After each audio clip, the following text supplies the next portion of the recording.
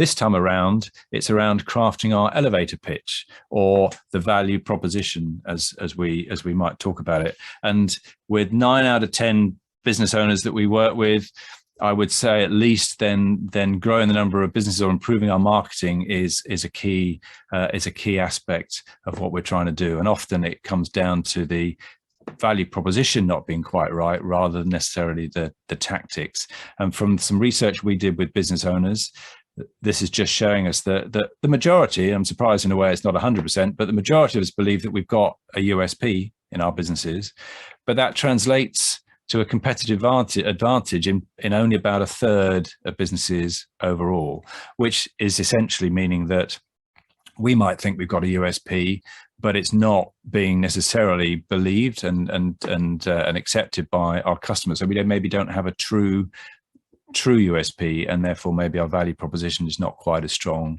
as we want. And then further down there, you can see that even fewer have a truly scalable business model, which sort of brings back to that sort of the low percentage of businesses that do scale. So how do we take all the great things that our business does and distill those into an impactful, short little elevator pitch that can be delivered in a little over a minute, perhaps, but that also can be really useful to helping to shape our marketing and our sales messaging, because that's a key value of the value proposition, is to do that. And we use something that we call the value proposition, and that consists of 7 key elements, and it should synthesize the compelling reasons why somebody might want to buy from us. And if we do it well, then it should also form the basis of all our communications, and can be a really useful briefing document for external agencies. But initially, it's an internal exercise to spec this out,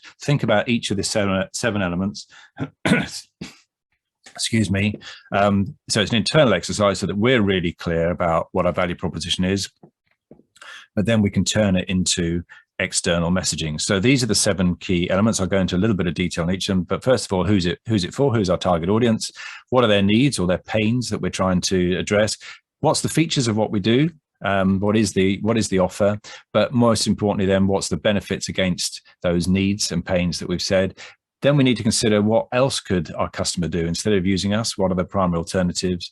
How are we different from them? And lastly, that credibility, which I said we addressed in more detail because it was so important last time around. But how do we prove that what we say we do, we actually do? So the first thing to think about is who we're in the lift with, because we could be in the lift with a potential investor. We could be in the lift with a potential customer for a particular one of our products. So we need to think about specifically who is that target audience, who are we in, and we really should develop a value proposition or an elevator pitch for each of those key products or services that we have. Anywhere essentially where the target customer has a different set of needs. So if we've got distinct target customers with distinct sets of needs, then we need a separate value proposition for each of those, which is another reason why we talk a lot about focus and clarity within our business, because if we're doing too many things, it's really hard to have really good value propositions for all of the things that we do. So focus is a key aspect of what we're doing. So even if you've got essentially the same product, so you could be a managed service provider in IT, providing IT to, say, to accountants or to lawyers, then if they have exactly the same needs, then you've got the same value proposition. But I would argue that a lawyer would have slightly different IT needs from an accountant, and the more that you can have a specific value proposition for each of those target groups, the better. And you might even cut it down even further than that into specific types of accountant or specific types of legal firms. So as I say, first, who is it for? The more specific that you can be, the better. There's lots of ways of identifying a target audience. I'm not going to go into all of the details there, but essentially where they share similar needs, but you want to make sure that that target audience is a size worth going after if it's a niche, but they also need to be identifiable and reachable. There's no point in defining a target sector where you can't get the data to actually target them and reach them. So you need to be able to identify them as well. And then the second aspect of that value proposition is what are their needs or their pains that they're having that you can solve. Because if they don't have a pain, then there's little need for them to find a solution. So, and if you want to identify those strong pain points, then you're going to want to tease those out in any communications with any prospects. Then that next point 3 on the 7-point checklist is the features. So typically, what are the features of the service or product, which is usually pretty straightforward once you develop those. And then we want to take those and match them as benefits against those pains or those needs that we've identified before. So an easy way, most of us I'm sure will know, of getting from a feature to a benefit is to ask the question, so what? Or what this means to you is, and that helps us to phrase that in that benefit. And try and make sure that clearly they're really identifiable benefits that really are benefits to the customer, and not just things that we need. And we'll talk about that in a little bit, because it's always a good idea to test a value proposition back with the audience. Then we want to think about the primary alternatives. What else could they use instead of us? And of course, we've got the direct competition, and I don't necessarily mean about identifying company names, although it could be, but it's types of competitors, types of alternatives that they could turn to. But essentially, it's who else is competing for that budget. So if you're talking to a company and they've got a budget, what else might they be spending that budget on to trying to address the needs or the pains that you've got? And of course, one of those is that they could be doing it internally, or they could be not really addressing it at all. They could be just carrying on as they are. So we need to be able to address that as an alternative, as well as not just the direct competition, but it could be substitutes, could be an alternative. If we think of the Channel Tunnel, well, if we think of a ferry company, let's think of a ferry company, then a direct competitor would be another ferry company, but the alternatives or the substitutes might be going through the Channel Tunnel or flying or finding some other way to cross the channel. So think about those alternatives as well when you're doing this exercise. And then for each of those, you want to be able to say what makes us different. And although I've got superior service on here, service alone is not necessarily a good long-term differentiator. I'd argue that it's becoming just an expectation. We must have a good level of superior service, and all of us will talk about giving great service. Nobody talks about giving bad service. So be careful about using superior service as your main differentiator. So think about it that way. And then, of course, we need to be able to prove that what we say is true. And put yourselves again in the shoes of your target audience. How can we really establish that credibility?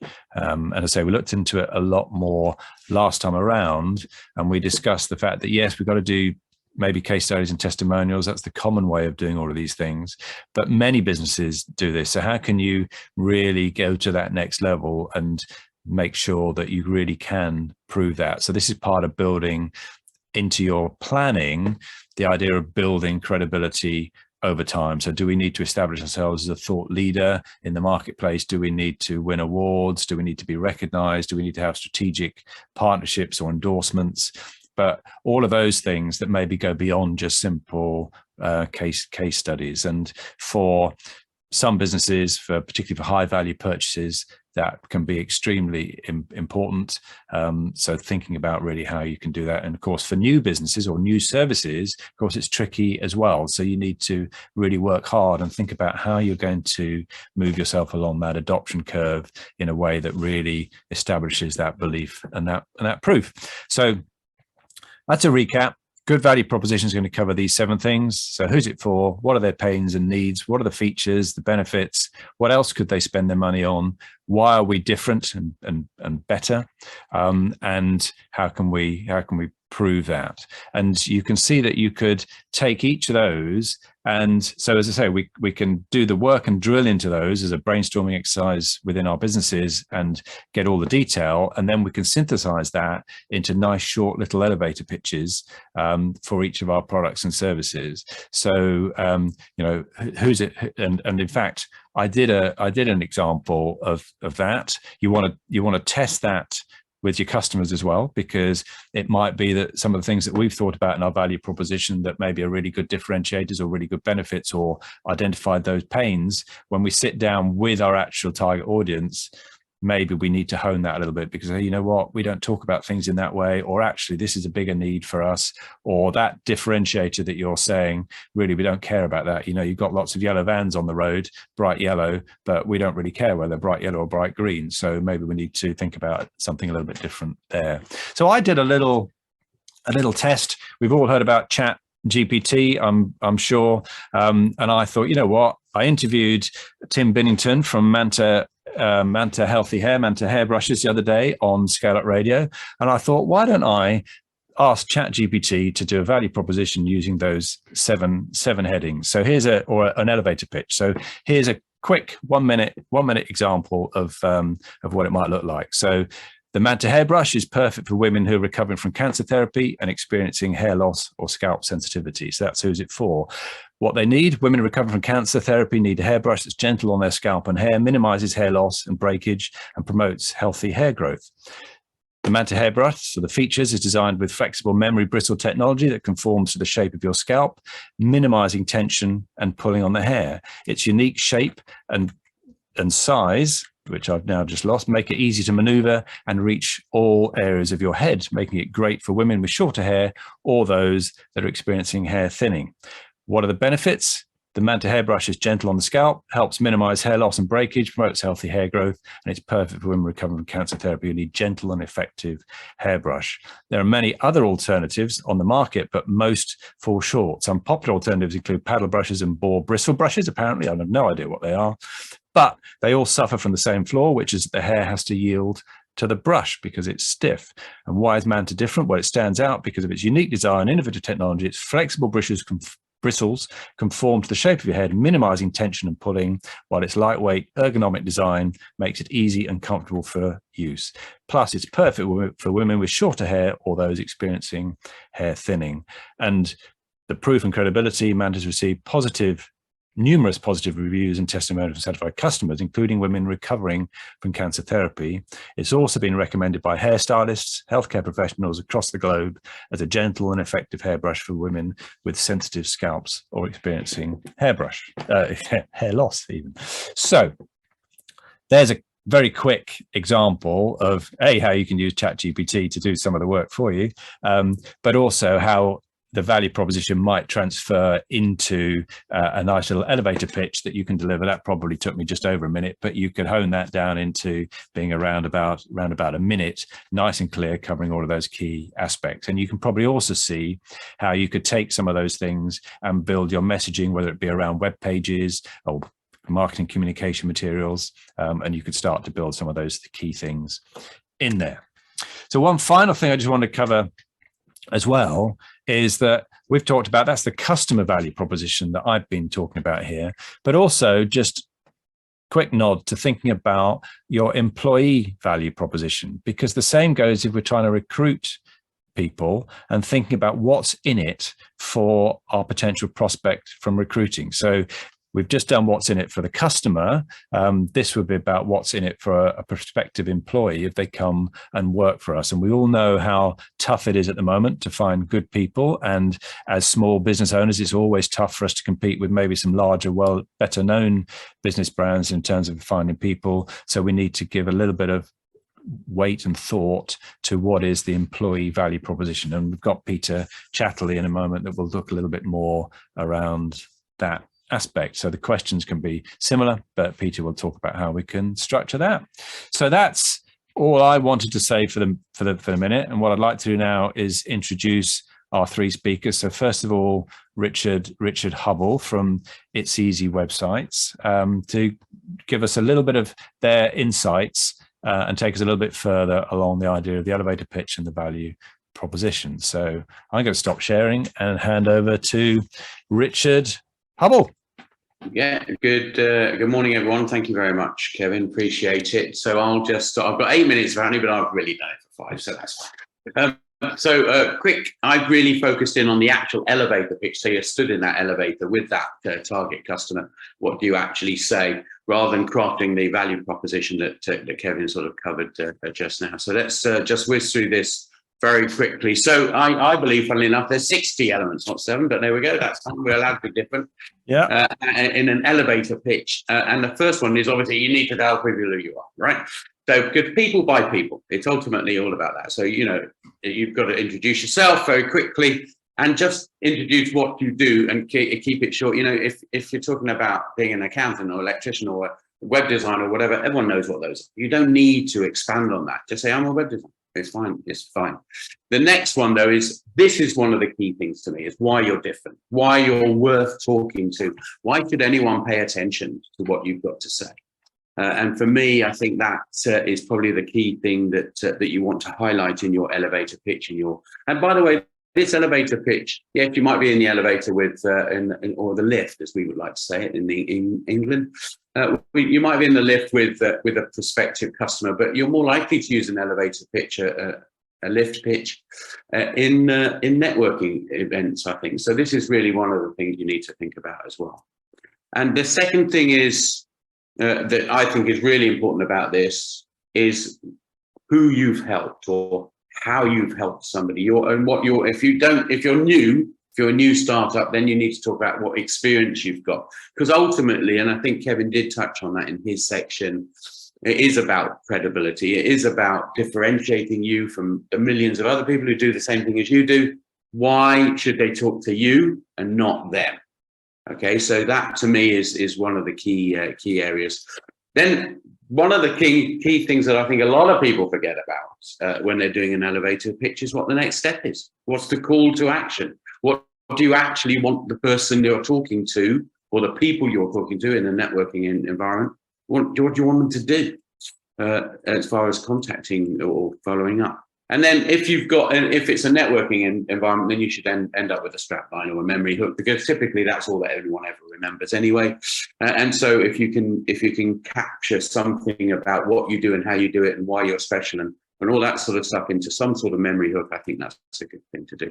Ultimately, though, use people's name if you can when you're talking to them. If you know what it is, it builds empathy, and put yourself in their shoes rather than yours. We all know why you want to sell your stuff, right? You want to make loads of money, you know, and then exit and that, don't care. Put yourself in their shoes and say, why do they want to talk to you? Not why do you want to talk to them? Okay, so try and think it round that way. So here's a good example of what I do. I say, my name's Richard Hubble. I'm from It's Easy Websites. We help startups and small businesses or even more established businesses here in Gloucestershire to grow.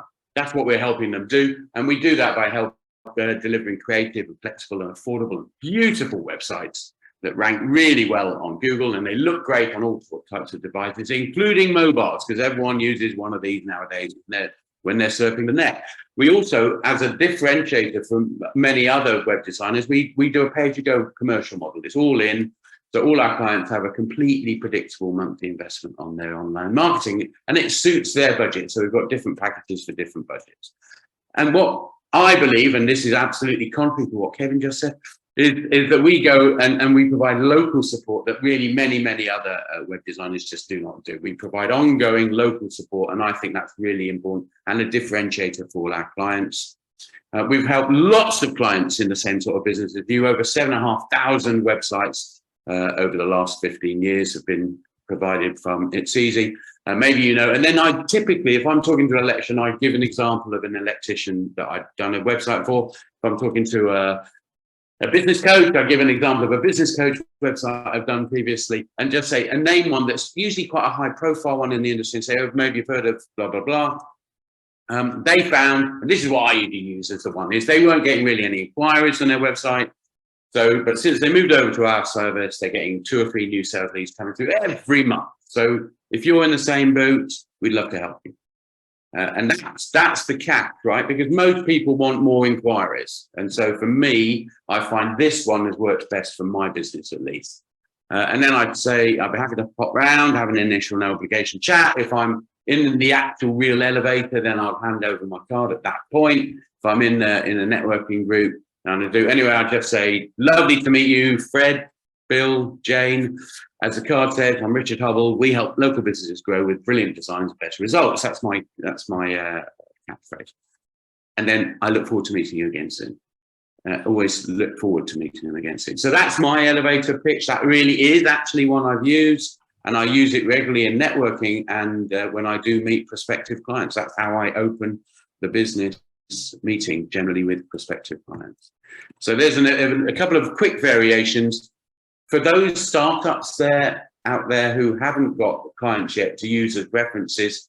Then you've got to talk about your experience. So you can talk about, I've worked in or with whatever electricians for the last 50 years. I know what I'm doing. I can really understand what the issues are you're facing, et cetera, et cetera. So that can help overcome the fact that you haven't got the clients yet. And obviously, the other one is if you don't have that opportunity to hand over your business card, or nowadays, many people don't even have business cards, just say, is it okay if I connect with you on LinkedIn? And that one works quite well as well, using LinkedIn to use the connection. And then you can continue the conversation over LinkedIn. And the final thing I would say is do try and ask questions rather than just statements. Just ask, so how's things going? My offer one is how's business? How you're getting your business at the moment? How's your website working for you? That's always a great one for me.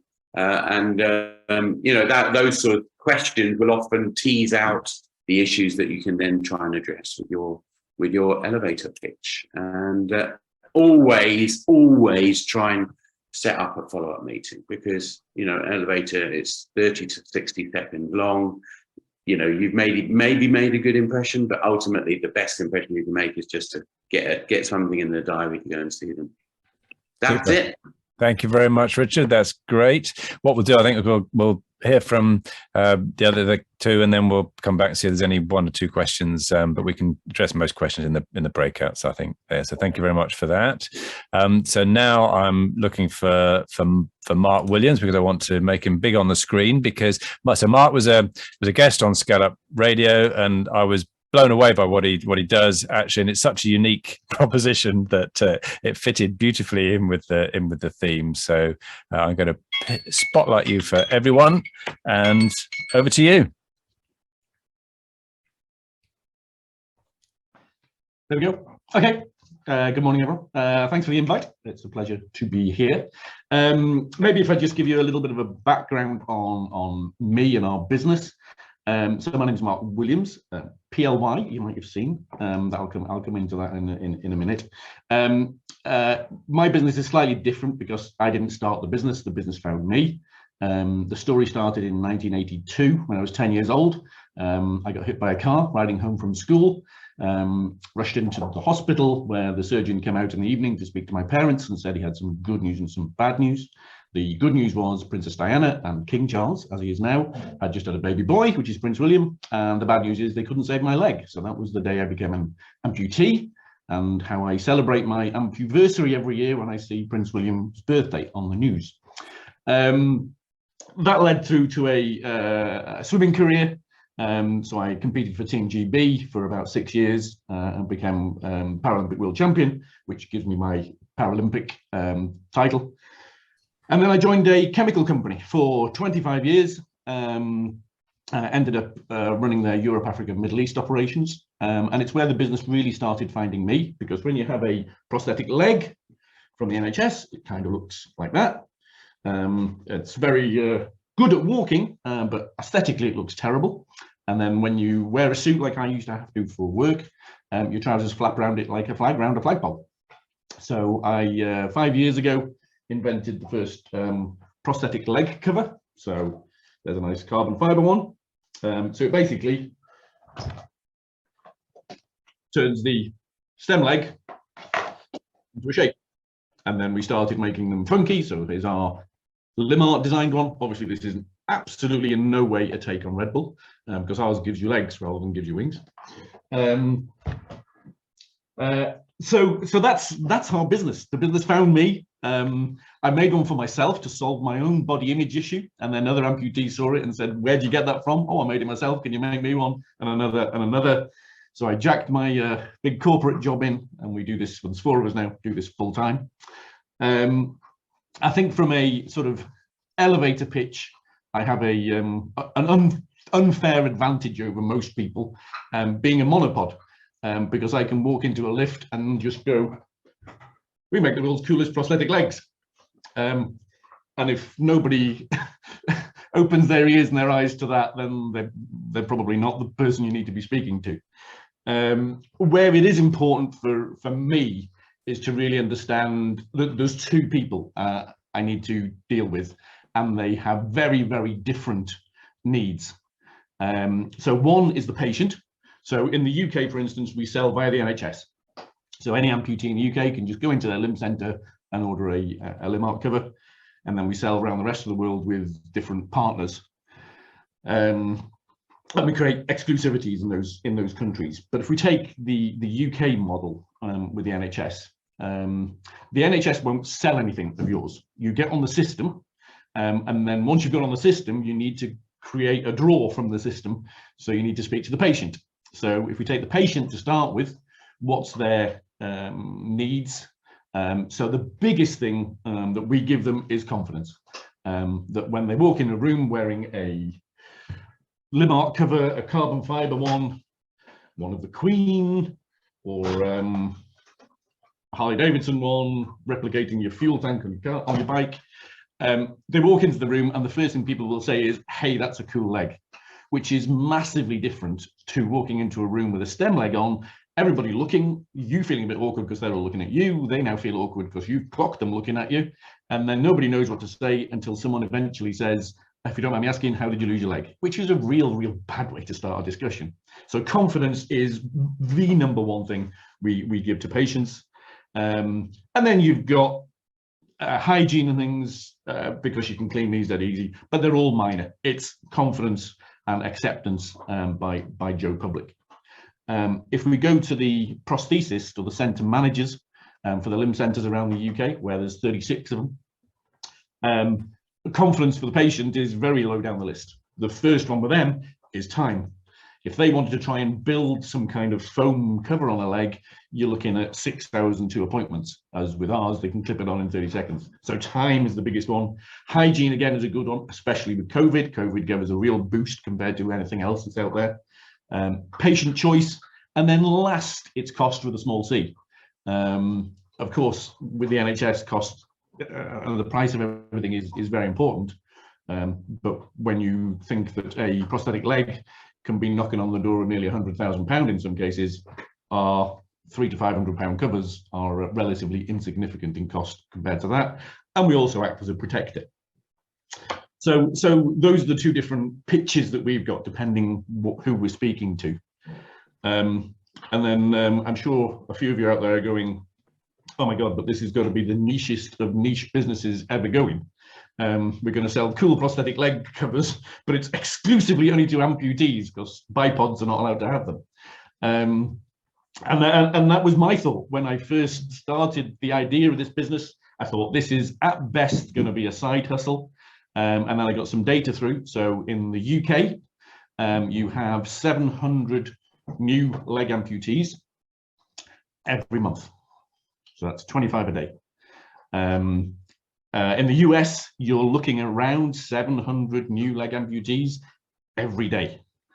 There's 30 million amputees globally, and someone loses their leg every 30 seconds, unfortunately. So we've been talking now nearly an hour. So there's 120 new amputees out there. So we have to be careful not to celebrate and go, oh, there's 120 new customers potentially, because that's a little bit disingenuous on. But it shows that there's a good market, and if everybody in the world who was an amputee bought one cover, then it's £7.2 billion. So we think if we can just make a small share of that, we will be doing okay. And then those kind of numbers are thrown into a cocked hat because, like, a lot of our patients and customers now have 6 or 7 different covers, because you want to match different clothing, you want to match different things, and have a Christmas one or whatever. So I hope that's given you some food for thought. So that's me, Mark Williams. Brilliant, Mark. That was fantastic. You can, I think everybody can see why I wanted to have Mark on. Very, very inspiring. And what a great example, you know, those two different positioning, same product, but when you're talking to patient or talking to the NHS purchaser, very different emphasis on the value proposition, but also, you know, I think a good lesson there in about not being afraid to focus on a niche, and it's obviously a sizable niche. That was one of the things that really struck me when I interviewed Mark. So that idea of really identifying our niche and being confident about it is great. So thank you very much, Mark, for that. Okay. Another great presentation. Peter, follow that. Peter Chatterley, worked with Peter Chatterley for a number of years. He's going to look at the aspect more from a recruitment aspect and the employee or employer value proposition. So, Peter, over to you. Thank you. Oh, right, find the right one. There we go. Okay, I'm not quite sure how I follow that. With difficulty, I think. I'm Pete. I lead the Talent Hackers. We kind of make hiring easy for growth companies and save them money by doing it direct. That's pretty much our value proposition and elevator pitch. But really, I'm going to split through and talk a little bit more really around employer value proposition, because this is something a lot of people perhaps don't think about until they get to the point where they need to hire. And I normally open my elevator pitch by asking people or talking about how many struggles people have to hire. And I haven't met a customer yet that has struggled to hire in the last 5 years because the market is so tough.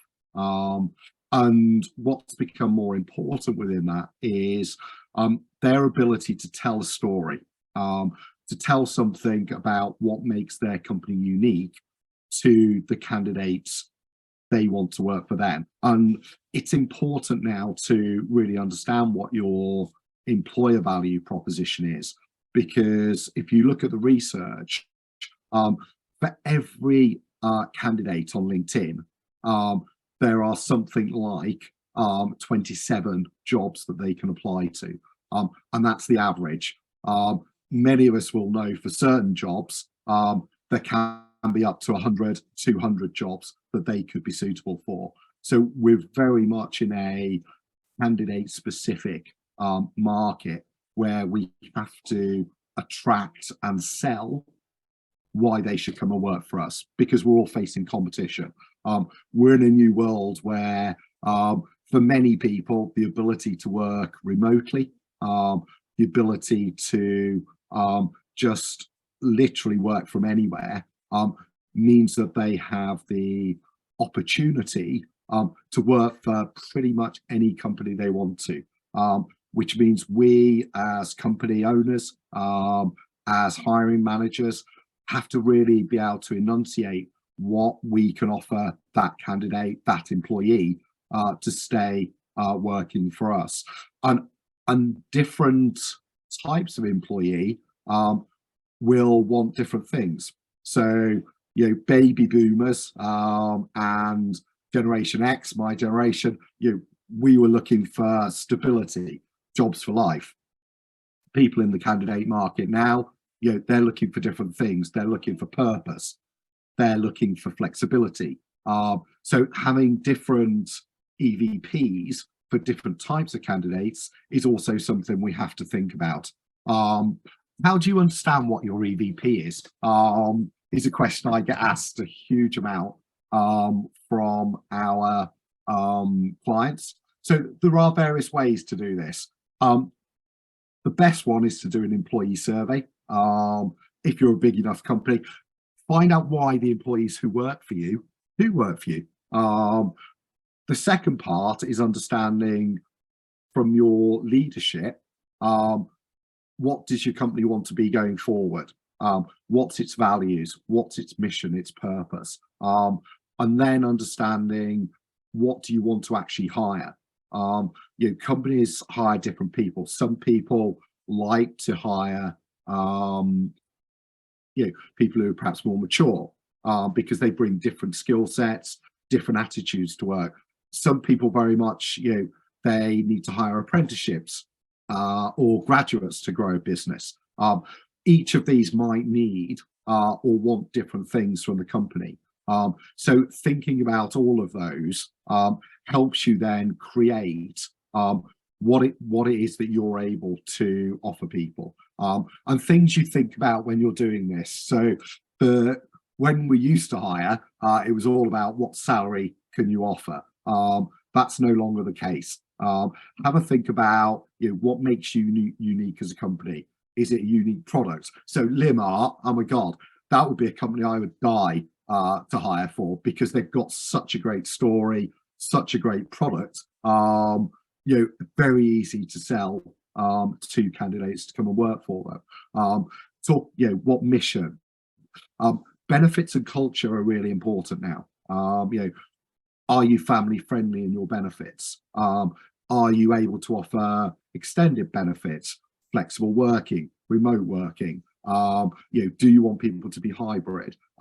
What's the culture of the workforce? Are you all football fanatics?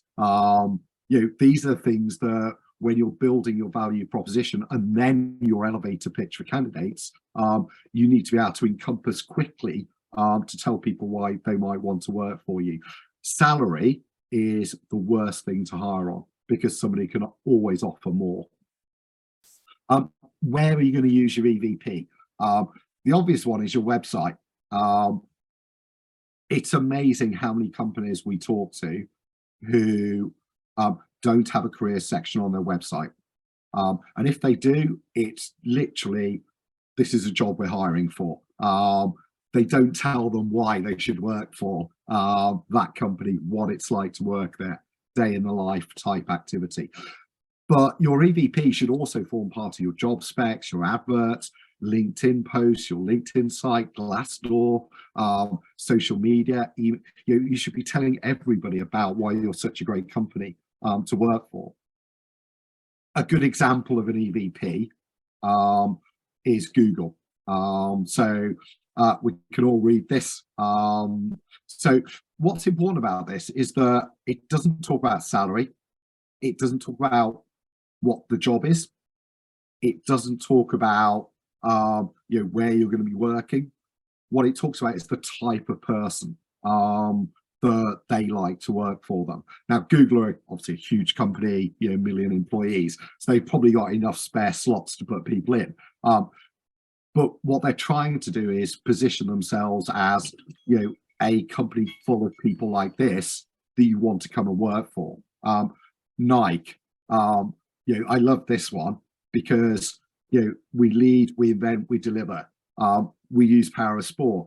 If you're a sports person, Nike is one of the companies you probably want to go and work for because they sound exciting. And then you wrap that up with kind of the job description from there. So, and feeding this back to the original point of the elevator pitch and the customer value proposition. So the value proposition is what makes you unique. What value do your customers get from using you as a supplier? And an employee value proposition is what makes you unique to that individual that's looking for work, and why would they choose you over all your competitors or complementary people in the market. So the one thing I would urge all of you is, when you get to that hiring piece, sit down and think about your employee value proposition and what you're actually going to offer them, and build that into all of the elements like the job advert, like the job description, and any advertising that you do, because it'll help you attract the right type of people that you want to actually come and work for you longer term, rather than people that are just looking for a wage. Brilliant. That's super. Thank you very much, Peter. Well, brilliant, very good. So can we give a Zoom round of applause to all three of our presenters, please? Thank you. Brilliant. I think we can, I'd like to just open the floor for one or two questions. Really only literally one or two. I know Peter and Richard can stay on for the breakouts. Mark can't. But any one or two questions? First, hands up. So Stu Avis, you got your hand up first. Well done. Just a really quick question. Would you advise or recommend having a value proposition for each of your different services? Or would you just have one that covers everything? I would have one for every product and service and every different target audience. I would do that work and make sure you've got that thinking done, and then you might decide whether you've therefore got, even on a website, you know, Richard, you know, you might have different landing pages, different pages for each of those particular target audience, so that when somebody comes in, they go, "That's me." You know, I'm a woman recovering from cancer therapy. I'm in my hair loss. That's exactly me. That's what I need. Yeah. Cool. Yeah, I totally agree. I think it's different avatars. They need different things. Cool. That's what I see. It's just worth asking the question. Yeah, absolutely. I mean, we do our social media is done directly on that. So the Instagram and Facebook part is very much directed at the patients, and then the LinkedIn is very much directed at the prosthetists and surgeons and doctors. Yeah. Great. Good. Any other questions? Can't see anybody's hands up. Louise and Granger, Mel, help me if there's anybody else with questions. I can't see anybody. I think that's it. Good. All right. So yeah, really, really good. I noticed one or two of you have linked up with or offered to connect with Mark and Peter and Richard in the chat, but we can facilitate that as well afterwards if people would like to do that. So yeah, thank you very much indeed again to our presenters for coming along today and sharing their expertise. So yeah, really, really good. Thank you.